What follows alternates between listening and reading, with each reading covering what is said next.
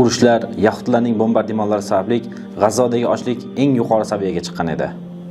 Shu sababli G'azzodagi millionlarcha musulmonlar chodirlarda hattoki bir qop un topishlik uchun o'z jonlarini, o'z hayotlarini tikib, mana bu narsaga erishishlik uchun harakat qilishayotgan edi. Lekin alhamdulillah urush tugadi.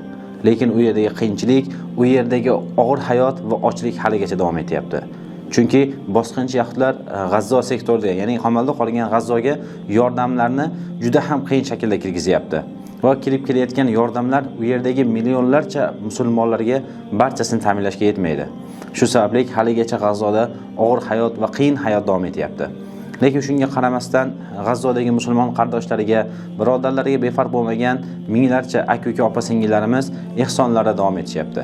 Bizlar ham Allohning fazli va rahmati va so'ngra ehson qilayotgan aka-uka opa-singillarimizni yordamlari, ehsonlari bilan G'azzodagi musulmonlar uchun kerakli bo'lgan, eng zaruriy bo'lgan narsalarni yetkazishga harakat qilyapmiz.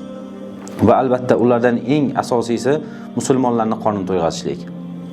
Nabiy sollallohu alayhi vasallamdan musulmonlarni qorni to'yg'azishlik, musulmonlarga yordam qilishlik haqida juda ko'plab hadislar vorid bo'lgan.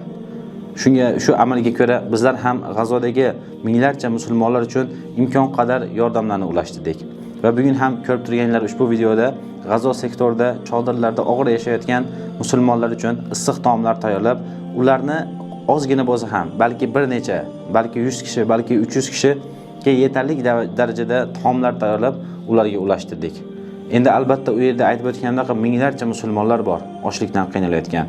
Agar sizlar ham ehsonkorlar karvoniga qo'shilsanglar, G'azzodagi musulmon qardoshlaringizni qorin to'yg'azib, ularni yuklarini ozgina bo'lsa ham yengillatishni istanglar, bizni aloqa manzillariga chiqishlar mumkin.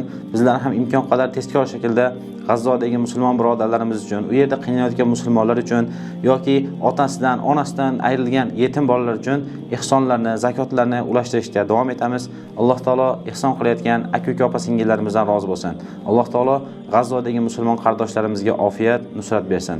Alloh taolo sizlardan va bizlardan qabul qilsin. Assalomu alaykum va rahmatullohi va barakatuh.